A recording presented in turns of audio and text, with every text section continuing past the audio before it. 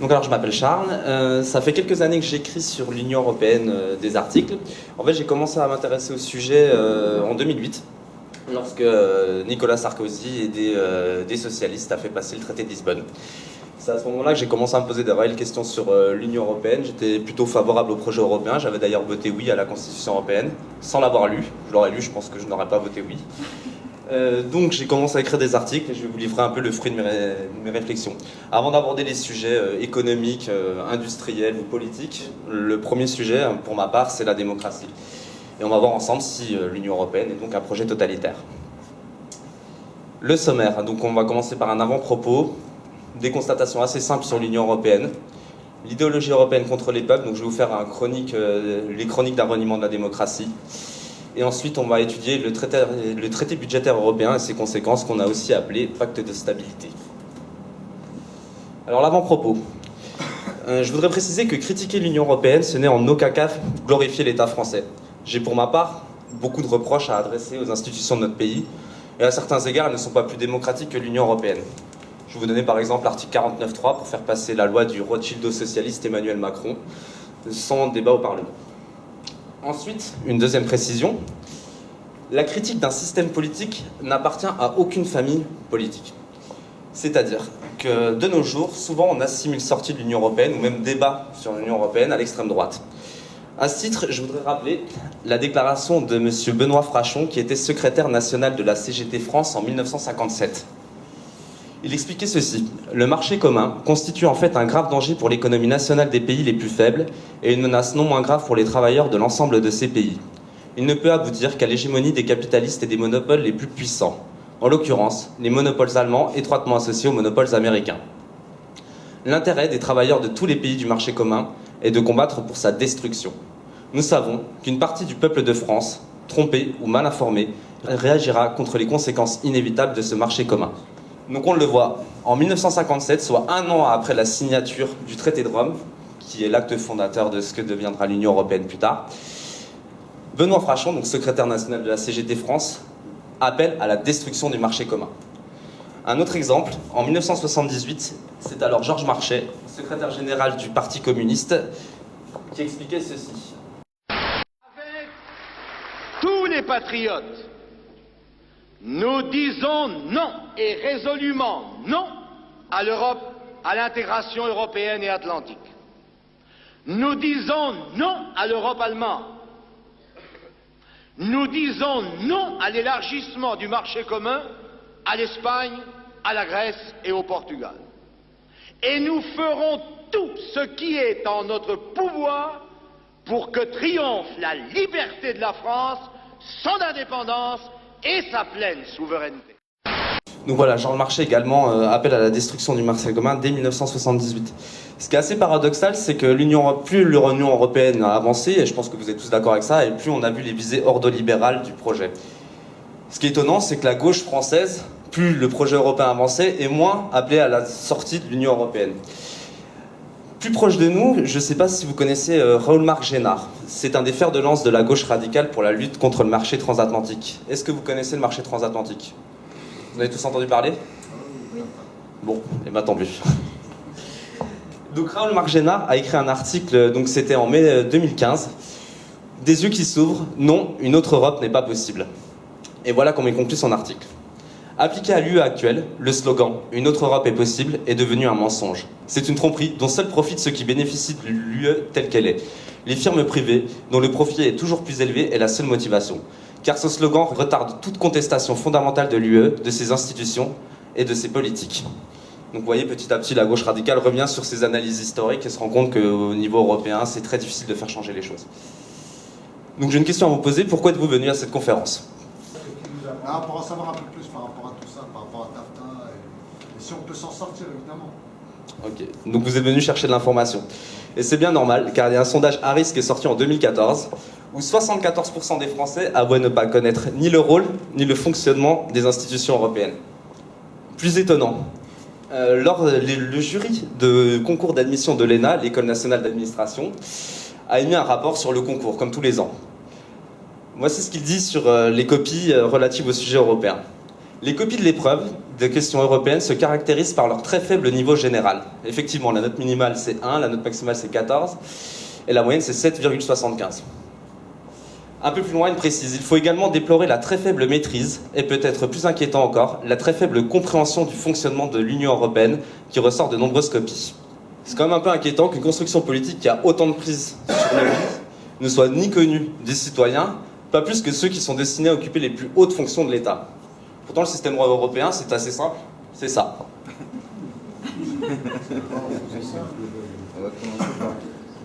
Moi, je vous rassure, je ne vais pas vous détailler ce schéma-là, mais on va partir de constatations très simples sur l'Union européenne.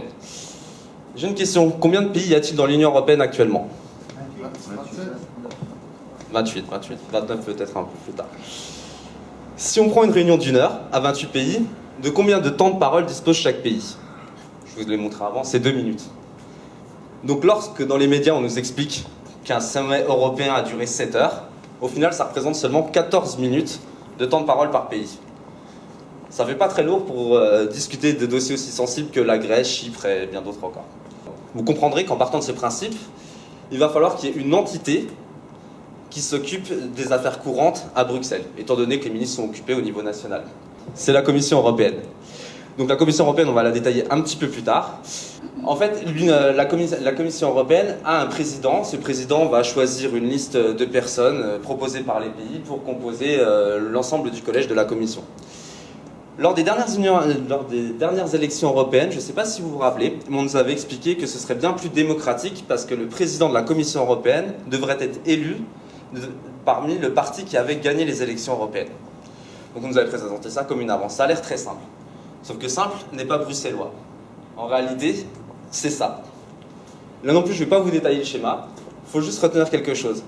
Au niveau des traités européens, rien n'oblige la Commission européenne à choisir le membre, le candidat du parti qui a gagné les élections. Elle est seulement obligée d'en tenir compte, mais elle peut tout à fait déroger à cela et le Parlement peut ou non accepter la proposition de la Commission européenne. Savez-vous qui est le président de la Commission européenne ? Jean-Claude. T'es pas loin, c'est pas loin. L'alcoolique. Jean-Claude Juncker, exactement. Donc alors, c'est lui. Alors, cette prodigieuse avancée démocratique nous a quand même donné comme président de la Commission européenne l'ex-premier ministre d'un paradis fiscal, qui a notamment été épinglé dans l'affaire LuxLeaks. Et ce, à une heure où la plupart des citoyens européens affichaient une véritable défiance vis-à-vis de la finance et de toutes les problématiques d'exil fiscal, etc. Il y a au cœur même de l'Europe des pays qui présentent certaines caractéristiques de ces paradis fiscaux. C'est le cas du Luxembourg. Le Luxembourg au cœur d'un nouveau scandale fiscal. Sachez que le Luxembourg vous permet d'immatriculer votre cargo ou votre supertanker. Tout de même étonnant pour un pays dont le principal cours d'eau, et le voici, la Moselle. Le Grand-Duché aurait ainsi largement avantagé des stars mondiales de l'économie, Apple, Amazon, Ikea. Ces géants du net ou de la grande consommation y transfèrent leurs profits pour qu'ils ne soient pas taxés ou très faiblement. Je récuse d'ailleurs la façon caricaturale dont vous présentez avec la condescendance bien franco-française la réalité luxembourgeoise. Votre reportage fut strictement ridicule. Interrogé hier par François Bedonnet, le correspondant de France 2 à Bruxelles, le président de la Commission a botté en touche sur le sujet. Lui, qui a dirigé le Luxembourg pendant 18 ans. Je ne me sens pas accusé par des reportages superficiels d'un journalisme primaire. C'est le scandale révélé par plus de 40 médias internationaux aujourd'hui, comme Le Monde, Die Zeitung. L'affaire fait même la une du Guardian.com. Notre reporter n'a fait que constater, vous l'avez vu, il a été reçu, il a répercuté ce qu'il a entendu. Votre reporter aurait dû venir me voir au lieu de parler à Nous des vous donnons Français la parole qui, ce soir. Oui. Donc vous m'interrompez pour m'empêcher de prendre la parole et de la soutenir pour faire un contre-argumentaire à ce que vous dites. Je m'abstiendrai d'intervenir dans ce dossier puisque c'est un dossier qui relève de la commissaire chargée de la concurrence qui doit avoir une grande liberté d'action et de propos. Je ne la freinerai pas parce que je trouverai cela indécent. L'affaire est d'ores et déjà baptisée Luxembourg Leaks et permettra peut-être de réformer enfin le système fiscal luxembourgeois. Bon, je vous rassure, Jean-Claude Juncker n'a pas eu de problème suite à ça. Il est toujours président de la Commission européenne.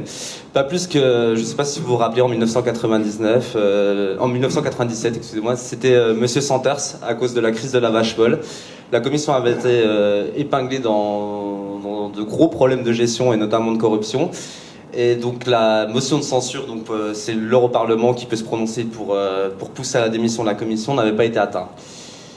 Pour Jean-Claude Juncker, la même chose, il y a une motion de censure qui a été demandée, elle n'a pas été atteinte non plus. Ce qu'il faut savoir, et ce qui est assez paradoxal, c'est que si le président de la Commission européenne est choisi parmi le parti qui a gagné les élections européennes, il ne représentera pas plus de 25% des voix, étant donné que le suffrage est à un tour. Mais pour limoger ce même président, il faut 66% des députés en accord avec la proposition de démission. Donc il est très très dur de pouvoir forcer la commission à démissionner. Pour vous donner un exemple, en France, pour pouvoir faire démissionner le gouvernement, c'est 50% des députés plus 1, ce qui est déjà très dur à obtenir. Donc la Commission européenne, on dit que c'est la gardienne des traités, ça représente le pouvoir exécutif. C'est elle qui est chargée de veiller à la bonne application des traités par les États, et elle poursuit les États quand ceux-ci mettent du temps, par exemple, à retranscrire les directives, ou quand elles ne les respectent pas. Mais également, on dit qu'elle possède l'initiative législative. Donc comme son nom l'indique, c'est le pouvoir législatif. Donc vous l'aurez constaté, la séparation des pouvoirs n'existe pas au sein de l'Union européenne. Montesquieu, donc philosophe du XVIIIe siècle, expliquait: lorsque dans la même personne ou dans le même corps de magistrature, la puissance législative est réunie à la puissance exécutive, il n'y a point de liberté. J'ai pris Montesquieu, mais il y a énormément de philosophes à travers l'histoire qui ont fait le même constat. Donc il n'y a pas que Montesquieu et moi-même qui le disons, il y a aussi Jean-Marc Sauvé, vice-président du Conseil d'État, qui lors d'une réunion et d'un discours consacré à la séparation des pouvoirs dans l'Union européenne, expliquait la chose suivante. Mesdames, Messieurs, penser la séparation des pouvoirs au sein de l'Union européenne relève presque de la gageure. Car contrairement à ce qui s'observe dans la plupart des États, la quête d'identification d'un pouvoir législatif et d'un pouvoir exécutif se révèle vaine. Donc qu'est-ce que ça change concrètement que la Commission européenne ait l'initiative législative ? En dehors des États-Unis, l'Amérique du Sud, la Chine, le Japon et l'Australie ont eux aussi déjà autorisé le clonage. La prochaine cible des industriels américains, c'est l'Europe, et là ça coince. En France, le fer de lance de l'opposition au clone, c'est le professeur Gilles-Éric Serralini, un professeur de chimie moléculaire, fondateur du CRIGEN, un laboratoire de recherche indépendant. Il a fait parler de lui en publiant récemment une étude très polémique sur les OGM. Ses expériences sur les rats ont fait la une de toute la presse en octobre 2012. Les clones animaux zéro défaut, lui il n'y croit pas. Dès la fameuse brebis Dolly, une partie des animaux clonés se sont révélés être des animaux plus fragiles. Elle n'avait que 6 ans, mais la brebis Dolly a dû être euthanasiée. Le premier animal cloné souffrait d'une maladie pulmonaire incurable. Elle était née avec des anomalies chromosomiques et souffrait d'arthrite très prématurée pour son âge. Dolly, on avait cru qu'elle était saine. C'était la première brebis clonée à partir de cellules d'adultes. Et en fait, elle s'est avérée vieillir plus vite et avoir des maladies de gonflement, etc., des anomalies. Les autres brebis qui ont suivi ont la plupart du temps des anomalies dans le vieillissement. Parce qu'en fait, si vous voulez, cloner, c'est d'abord hériter des chromosomes d'occasion. C'est comme si on vous prenait une voiture, on ne vous changeait pas le moteur et qu'on vous mettait une carrosserie neuve à chaque fois. Forcément, vous avez des anomalies métaboliques qui vont s'accumuler. En Europe, le débat éclate publiquement en mars 2011, lorsque la Commission européenne est contrainte d'ouvrir le dossier de ces nouveaux aliments issus du clonage, mis sur le marché par les industriels, comme l'américain Monsanto ou le suisse Syngenta. Début mars 2011, plusieurs députés européens annoncent leur intention d'encadrer l'entrée des clones en Europe. Ils sont emmenés par l'eurodéputée écologiste Corinne Lepage, une proche du professeur Serralini. Nous, les parlementaires, on avait dit non. Et la Commission, elle voulait oui. Effectivement, le président de la Commission européenne, Juan Manuel Barroso, et son commissaire à la santé, John Daly, sont eux favorables au clonage. S'ensuivent 2 jours de négociations ininterrompues. Pour arriver à un accord, les anti-clonages sont prêts à faire de nombreuses concessions. Au départ, le Parlement européen avait une position très ferme, pas de clonage. Ensuite, ça a été on accepterait une traçabilité, un étiquetage. Ensuite, ça a été, on accepterait une traçabilité et un étiquetage seulement pour la première génération clonée. Donc vous voyez, c'était moins en moins bien. Et donc la dernière soirée a été consacrée à ce sujet. On s'est séparés à 7 h du matin. On a passé la nuit et on n'a pas trouvé d'accord. Le 17 mars 2011, au petit matin, John Daly arrive en salle de presse pour acter l'échec des discussions. Tôt ce matin, après une longue nuit de négociations difficiles, nous avons dû abandonner les discussions en vue d'un accord sur le clonage. Le fait qu'on ne soit pas arrivé à un accord sur un engagement aussi faible, aussi ténu, montre qu'à mon avis, le lobby avait intérêt à ce qu'il n'y ait pas d'accord. Pourquoi? Pas de règles. Pas de règle d'autorisation, mais pas de règle d'interdiction non plus. Donc on est dans un no man's land juridique, et c'est un no man's land juridique qu'ils utilisent pour pouvoir faire pénétrer assez tranquillement leurs paillettes. Donc je pense qu'il y a un vrai problème derrière tout cela. En réalité, ce qui s'est joué ce jour-là, c'est la première manche d'une bataille industrielle qui pourrait bouleverser les équilibres agroalimentaires des prochaines années. Les Américains, les Canadiens, probablement derrière les Argentins, voire les Brésiliens, c'est-à-dire toute l'Amérique, voudraient nous imposer un modèle de viande clonée. En fait, pendant des mois, les industriels du clonage ont fait un puissant lobbying dans les coulisses de Bruxelles pour bloquer tout texte contraignant.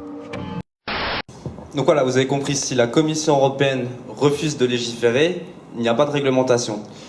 Il y a un exemple aussi que je n'ai pas mis dans ma conférence, mais que je vais vous donner ici, c'est le scandale de la viande de cheval. Je ne sais pas si vous vous rappelez, mais tous les ministres s'étaient réunis lors d'un sommet à Bruxelles pour imposer l'étiquetage et la traçabilité, notamment de la viande dans les produits surgelés. La Commission européenne n'a jamais voulu légiférer, donc ce qui fait que c'est toujours pas en cours. Maintenant, on va passer à l'idéologie bruxelloise contre les peuples, chronique d'un reniement de la démocratie.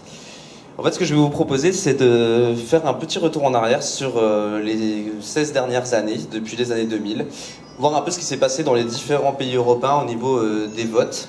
On va commencer avec la période 2001-2002, le référendum en Irlande sur le traité de Nice. Donc en fait, c'était un traité pour notamment valider l'élargissement de l'Union européenne aux 15 nouveaux membres. Seule l'Irlande a eu le droit de se prononcer et elle l'a refusé.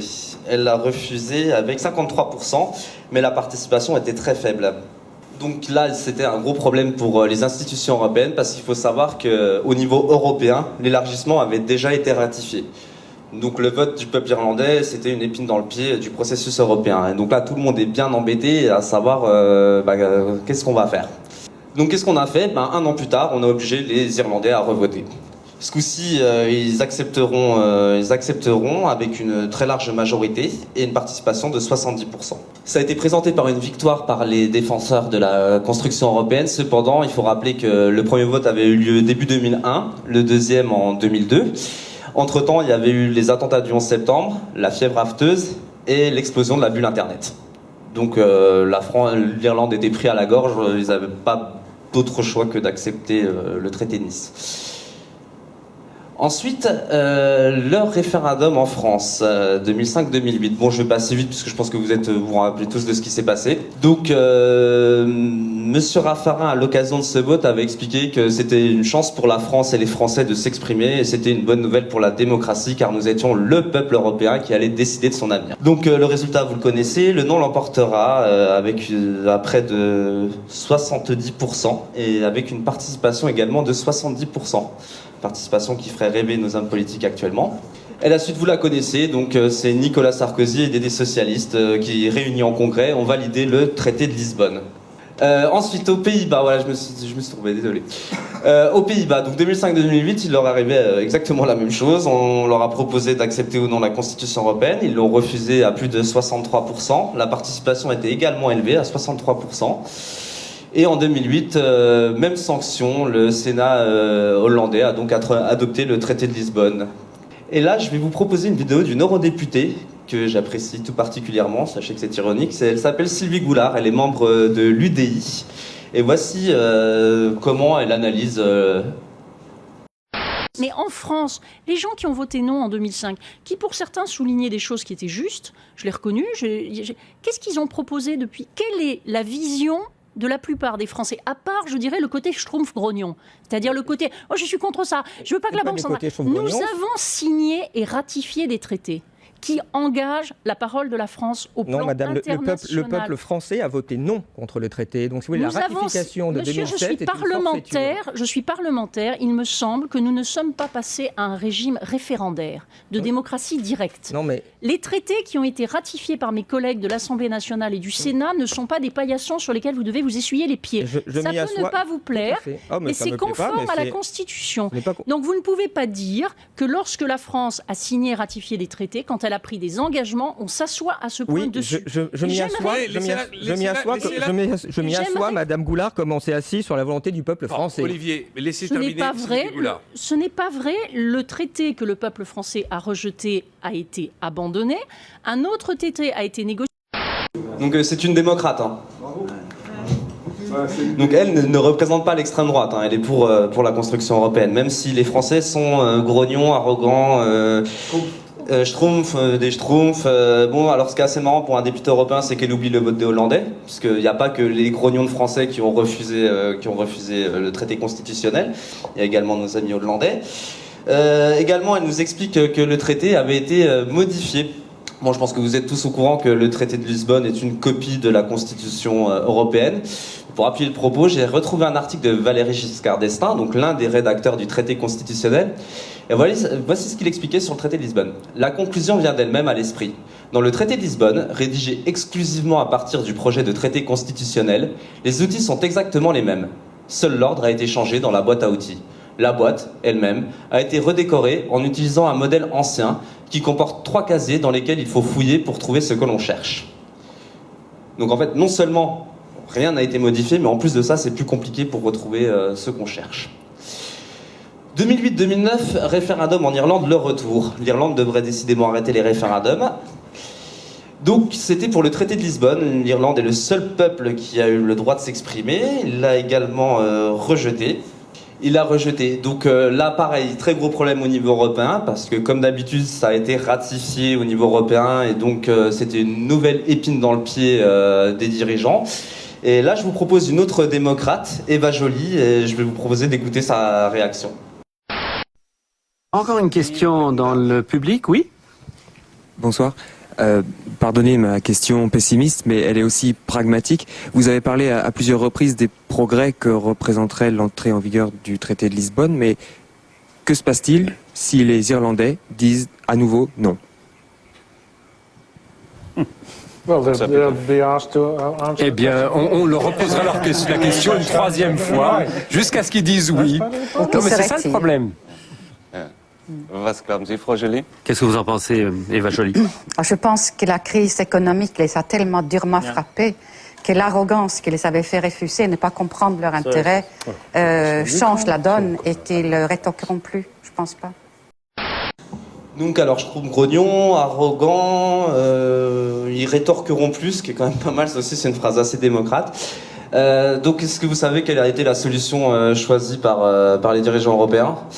Les Irlandais donc ont revoté, et ce coup-ci ils ont dit oui avec 67% des voix. À noter également que lorsqu'ils ont dit non au traité de Lisbonne, c'était pas encore la crise financière, c'était juste avant, c'était courant juin 2008.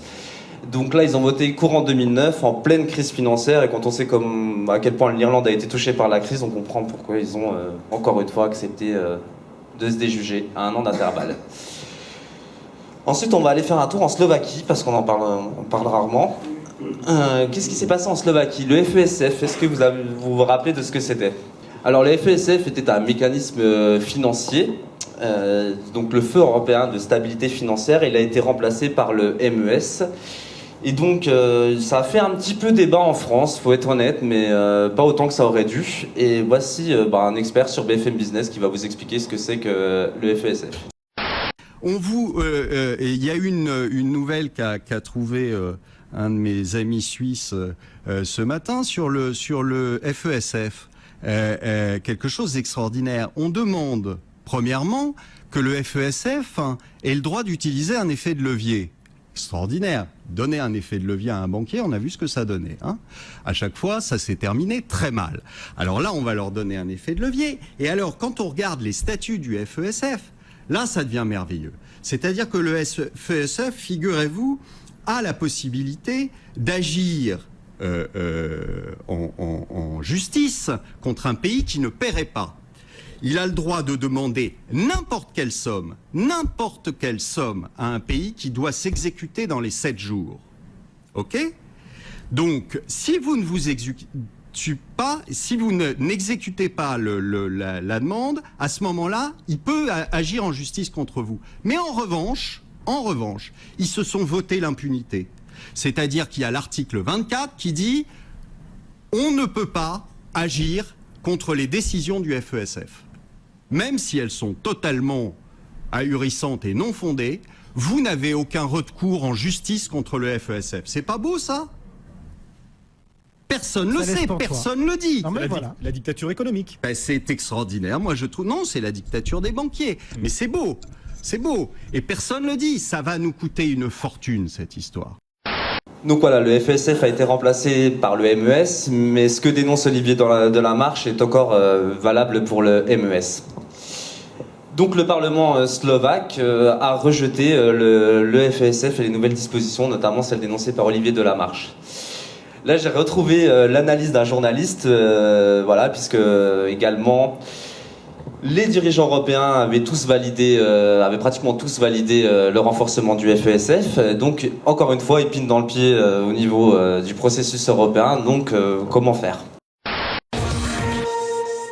Bonjour Nicolas. Bonjour. On va parler de ce que presque personne n'attendait, ou en tout cas n'osait imaginer. La Slovaquie, le dernier pays de la zone euro qui devait ratifier le plan européen du 21 juillet, a voté contre hier. Voilà, ce plan du 21 juillet, au moment où je vous parle, il est tout simplement mort. Pour faire court, c'est le plan de sauvetage de l'euro. Il fallait 17 ratifications, on en a 16. Moi, très honnêtement, je pensais qu'une fois qu'on avait passé l'étape du Deutsche Bundestag qui avait voté pour, tout ça s'était plié. J'aurais jamais imaginé une seconde qu'on allait s'arrêter au 17e pays avec un refus du Parlement slovaque. Parlons net, il y a une alternative, soit on tord le bras des Slovaques et on les force carrément à revoter dès cette semaine pour voter oui, soit on va inventer, trouver un tour de passe-passe, créer, si vous voulez, une faille juridique pour carrément se passer du vote des Slovaques. C'est beau la démocratie européenne. Donc soit on tord le bras des Slovaques, soit on se passe de leur vote.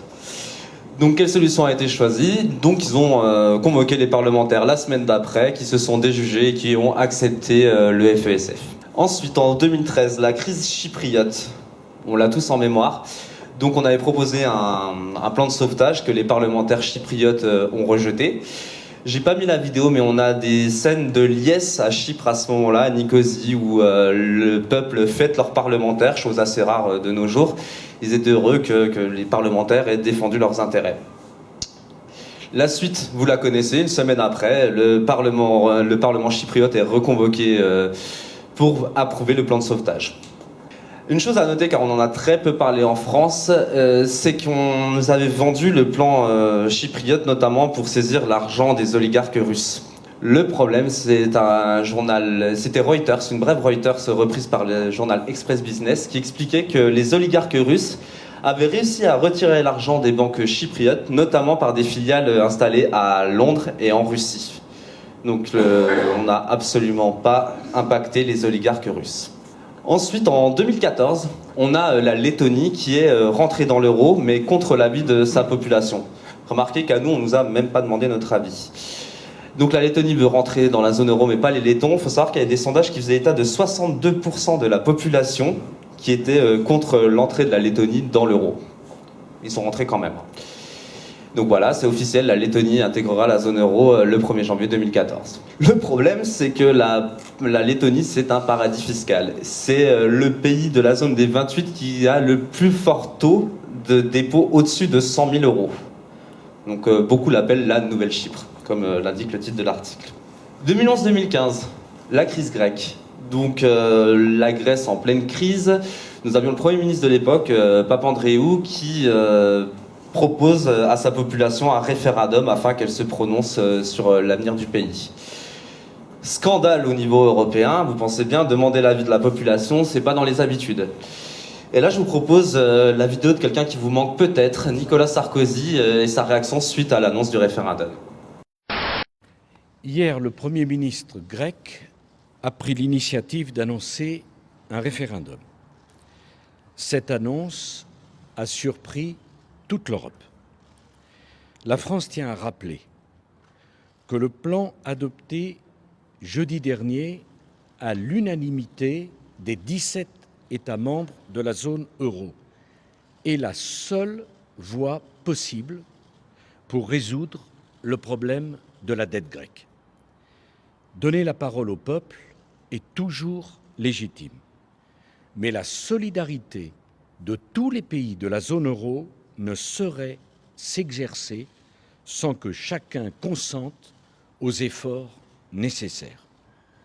C'est pourquoi la France et l'Allemagne ont pris l'initiative de réunir demain, avant l'ouverture du sommet du G20, l'ensemble des institutions européennes ainsi que le Fonds monétaire international pour examiner avec le Premier ministre grec les conditions dans lesquelles les engagements pris seront tenus.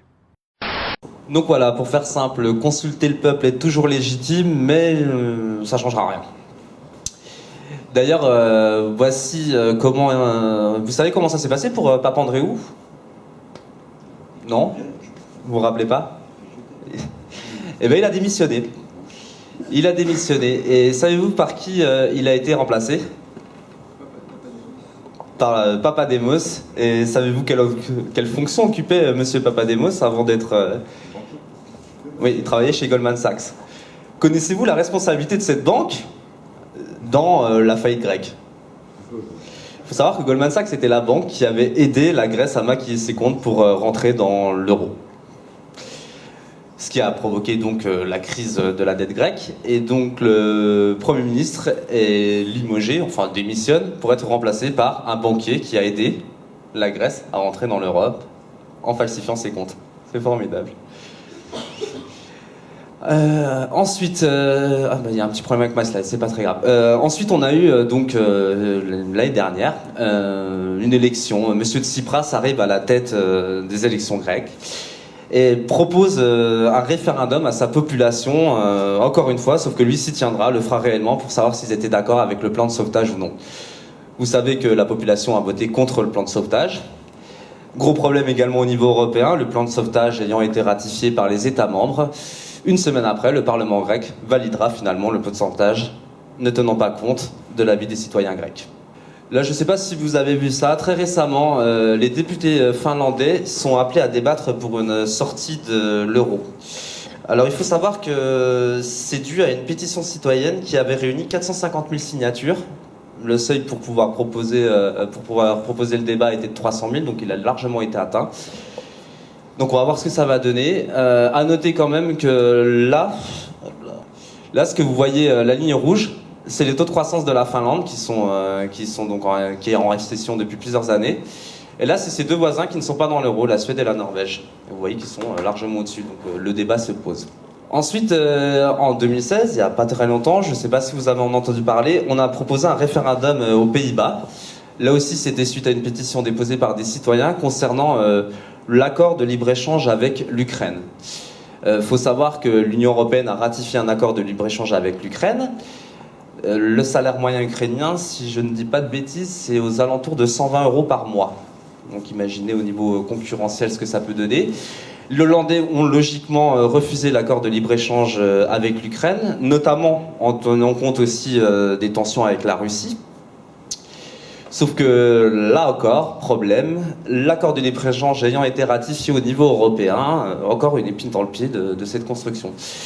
Résultat, une semaine après, donc c'était avant-hier, les Pays-Bas, non ça c'était bon, courant de la semaine dernière, les Pays-Bas donc cherchaient la parade parce que quand même le peuple s'est prononcé contre, on va peut-être pas leur faire 2 fois en 6 ans refuser leur vote, c'était un petit peu compliqué. Finalement, les députés ont rejeté tout simplement le retrait de l'accord Ukraine. Donc l'accord est en vigueur. Encore un référendum bafoué. Alors en résumé, en 16 ans, C'est 6 référendums et 2 votes de parlements nationaux qui ont été bafoués au profit de la construction européenne.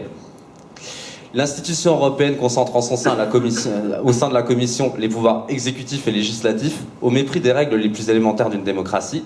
Et enfin, on l'a vu, la Commission européenne et ses membres sont pratiquement intouchables. Maintenant, on va revenir un petit peu en arrière, et ça va être la dernière partie de ma conférence, concernant le TSCG ou le pacte de stabilité. Alors en fait, le TSCG, c'était un traité qui avait été ratifié par Nicolas Sarkozy, quand il était encore président de la République, sauf qu'il l'a ratifié à quelques mois de la fin de son mandat.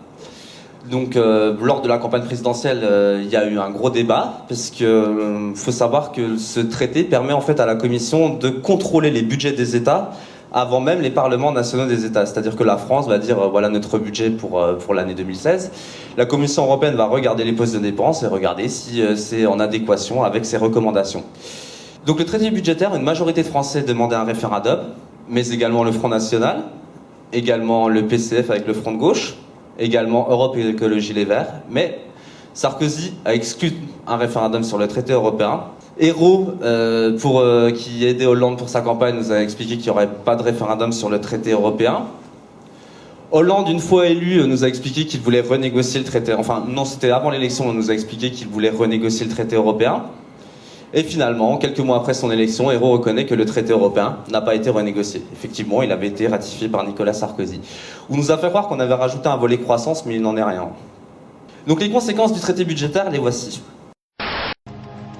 Derrière ces vitres, 600 experts en économie venus de tout le continent travaillent sans relâche. Leur mission, surveiller les comptes publics des 27 pays d'Europe. Est-ce que vous êtes une espèce de gendarme des finances publiques au niveau européen ? C'est exactement le cas, effectivement. Comme je vous le disais, on vérifie, enfin on s'attache à faire respecter le pacte de stabilité et de croissance, et notre but ici, c'est de faire en sorte qu'il soit bien suivi par l'ensemble des États membres de l'Union européenne. Français, spécialiste des statistiques, Salvatore Serravalle travaillait auparavant au ministère des Finances à Paris. Détaché à Bruxelles, il obéit maintenant aux autorités européennes. Sa tâche, veiller à ce que les 27 États membres, dont la France, respectent la règle d'or. Le déficit public ne doit pas dépasser 3% du budget national. Nous, on vérifie que ces critères sont bien respectés, et s'ils ne le sont pas, on met en place certains mécanismes visant à ramener les États membres dans les clous du pacte. On peut émettre alors ce qu'on appelle ensuite une mise en demeure, si la recommandation n'a pas été suivie des faits, qui de nouveau demande aux États membres de converger vers des cibles budgétaires plus raisonnables. Et puis si ça n'est toujours pas le cas, alors on peut se mettre en place des mécanismes de sanctions financières qui peuvent aller jusqu'à une amende de 0,2 points de PIB pour les États membres de la zone euro uniquement. Pour la France, ça représenterait 4 milliards d'euros, à peu près. La France sous surveillance. C'est ici, dans ces couloirs anonymes, où se succèdent des bureaux étroits, que se joue donc une amende de 4 milliards d'euros que nous aurions à payer. Le scénario, hélas, est possible. La France, comme 11 autres États européens, est dans la catégorie des mauvais élèves. Depuis mars 2013, la Commission peut demander à modifier les projets de budget de ces États avant même leur adoption par le Parlement. Nicolas Filippone, 32 ans, sorti de nos grandes écoles, est l'un des 15 spécialistes de la section France, celle qui scrute jour après jour notre économie. Il y a un travail qui est plus au jour le jour, qui est un travail de surveillance en fait. Chaque fois qu'il y a une décision qui est prise, une orientation, très souvent les dirigeants européens veulent soit se prononcer, ont des rencontres très régulières avec les autorités françaises, et donc ils nous consultent pour qu'on puisse leur donner notre vision des développements récents ou des politiques qui sont prises. La section France ne fait pas que surveiller. Elle conseille, elle suggère, elle propose des sanctions. C'est grâce à ce genre de dossier que Joachim Almunia fait la leçon à Bruno Le Roux. C'est un texte qui est un peu plus long. On parle des trajectoires des déficits publics, on parle de réforme des retraites, on parle de chômage des jeunes, on parle du fonctionnement de Pôle emploi. Pour la France, en 2012, donc il y avait cinq recommandations. Extrait du dossier France, préparé par Nicolas Philipponnet, 32 ans. Les procédures applicables au licenciement continuent d'engendrer des coûts potentiellement importants pour les employeurs. Autrement dit, en France, les salariés sont trop protégés lorsque les entreprises veulent licencier. Ou bien encore, les allocations de chômage pour les travailleurs plus âgés et notamment leur durée pourraient constituer des incitations limitées à travailler. En clair, il faudrait réduire la durée de ces allocations.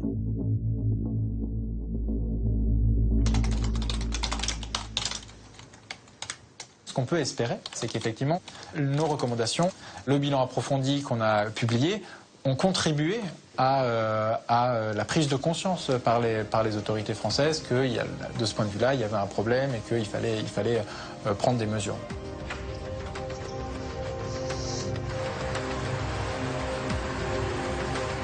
Dans le meilleur des mondes de Bruxelles, des technocrates, loin du terrain et des réalités sociales, décident sur un ordinateur comment doit évoluer notre régime des retraites ou le système d'allocation des chômeurs. La matrice de notre politique n'est plus à l'Élysée ou à l'Assemblée nationale, mais ici, dans ces immeubles froids.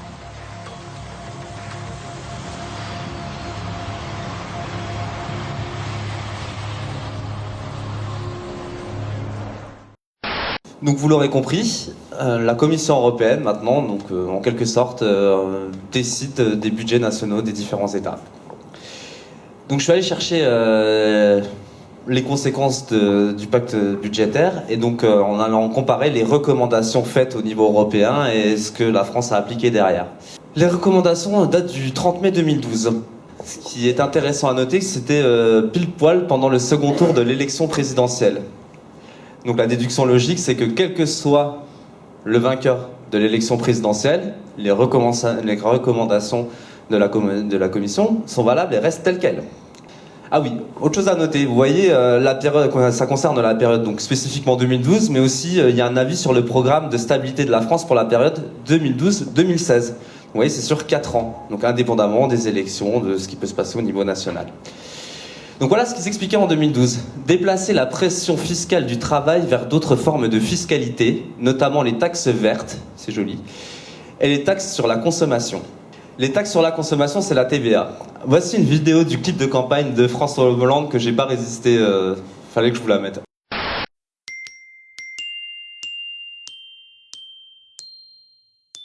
Cette semaine, on a beaucoup parlé du retour de la TVA sociale. Une mesure évoquée par le candidat président le soir du 31, une mesure qui a fait quelques allers-retours au gouvernement, une mesure dont personne ne veut parce qu'elle va encore peser sur le pouvoir d'achat. Finalement, une TVA sociale, c'est comme une austérité sympa ou une rigueur fun, ça n'existe pas. Cette semaine, on a aussi vu l'affaire Karachi revenir à la surface dans Libération.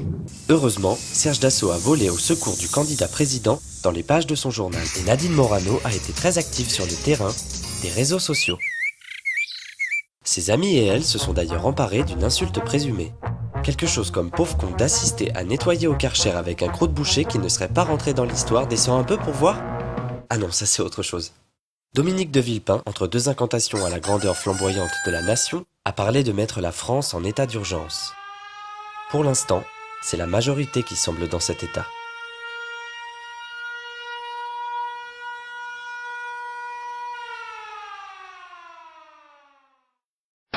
Donc finalement, le gouvernement français n'a pas eu le choix et a augmenté la TVA. Voici le titre du Monde, la TVA augmente pour financer la baisse des charges des entreprises. Étonnamment, ça ressemble énormément à ce qu'avait préconisé Bruxelles. Vous allez me dire, c'est peut-être un hasard. Maintenant, je vais aller chercher la feuille de route 2014-2015. Voici ce qui est expliqué. Donc la Commission européenne engage la France à prendre des mesures pour ouvrir le marché intérieur du transport de passagers à la concurrence, conformément aux dispositions des directives en cours d'adoption et au calendrier qu'elles fixeront. Concrètement, ça vous rappelle quoi ? Voilà, Uber, Blablacar, l'ouverture des lignes de bus, voilà. Ensuite, supprimer les restrictions injustifiées à l'accès aux professions réglementées et à l'exercice de ces professions. Les notaires, tout à fait. Prendre des mesures supplémentaires pour réduire les contraintes réglementaires auxquelles est soumis le fonctionnement du secteur du commerce de détail, notamment en simplifiant les autorisations d'ouverture de points de vente. Voilà. Donc en fait, la loi dite Macron, elle vient pas plus d'Emmanuel Macron que de la Commission européenne, concrètement. Entre-temps, Moscovici n'exclut pas de sanctionner la France. Voici ce que disait Pierre Moscovici. Il ne peut y avoir de dérogation aux règles. Si les réformes ne sont pas faites, si les déficits ne se réduisent pas, nous n'avons pas le choix par rapport à nos textes. A-t-il poursuivi tout en assimilant d'éventuelles sections à un échec. Donc en gros, voilà, Pierre Moscovici nous explique concrètement que ça l'embête, mais si la France ne respecte pas les recommandations de la Commission européenne, il sera obligé de sanctionner. La suite, vous la connaissez, donc c'est la loi Macron qui est passée en force grâce à l'article 49.3. Il y a aussi une autre chose à noter, je ne sais pas si ça a un lien, mais la loi est passée en force avec l'article 49.3, il y avait un sommet européen une semaine après. Faut-il y voir un lien de cause à effet? Je vous laisse seul juge. Je vais prendre d'autres exemples assez rapidement. L'électricité et les barrages. Donc là, c'est issu de la feuille de route pour 2012. Si la loi NOM a eu une incidence positive sur la concurrence, il convient de prendre des nouvelles mesures pour améliorer l'accès à d'autres opérateurs aux capacités de production en France. Par exemple, production d'énergie hydraulique. Alors la loi NOM, c'était la loi d'ouverture du marché de l'énergie à la concurrence. Hollande, lors de la campagne présidentielle, expliquait qu'il voulait suspendre la loi NOM. Or, la loi NOM est déjà une conséquence d'une directive européenne. Et c'était donc avant son élection. Et finalement, donc la justice, le Conseil d'État a imposé une hausse rétroactive des tarifs réglementés de l'électricité parce que c'était contraire au principe de libre concurrence. En estimant que l'État, non EDF, en proposant des tarifs réglementés notamment pour les personnes dans le besoin, donnait un avantage en fait compétitif à EDF et les autres concurrents ne pouvaient pas s'aligner. Donc c'est vrai que vous en avez peut-être entendu parler, il y avait une hausse rétroactive des tarifs d'EDF. Et ben c'est la conséquence directe d'une directive européenne d'ouverture à la concurrence. Mais également, vous voyez, on nous parle d'ouvrir par exemple la production d'électricité hydraulique aux autres opérateurs. Et donc là, c'était le journal Libération qui poussait des cris d'orfraie en nous expliquant qu'il fallait faire barrage à la privatisation des barrages. C'est assez étonnant parce que dans l'article de Libération, il n'est pas une seule fois fait cas de l'origine européenne de cette décision. Comme très souvent d'ailleurs dans les médias. Ensuite, dans la feuille de route 2015, et là on va arriver à la fin, voici ce qu'on nous disait la Commission. Réviser le cadre juridique régissant les contrats de travail pour aider à réduire la segmentation. Les réformes menées récemment n'ont donné aux employeurs que peu de possibilités pour déroger aux accords de branche. Il conviendrait d'accorder aux branches et aux entreprises la possibilité de déterminer de façon flexible, au cas par cas et après négociation avec les partenaires sociaux, s'il y a lieu de déroger à la durée du travail de 35 heures par semaine. Donc voilà, c'est la loi El Khomri. La loi dite El Khomri n'est pas plus El Khomri que la loi Macron n'était Macron. En fait, c'est une conséquence directe des recommandations de la Commission européenne. Et donc, on va conclure avec une citation de Jean-Claude Juncker, donc le président de la Commission européenne, qui avait expliqué « Il ne peut pas y avoir de choix démocratique contre les traités européens ». Et vu que je voulais pas finir avec Jean-Claude Juncker, je vais vous rappeler une citation de Spinoza, qui était un philosophe du XVIIe. « Quand un pouvoir souverain s'est engagé à l'égard d'un autre, si plus tard, le temps ou la raison lui font voir que son engagement est contraire au salut commun de ses sujets, il ne doit pas l'observer. » Je vous remercie.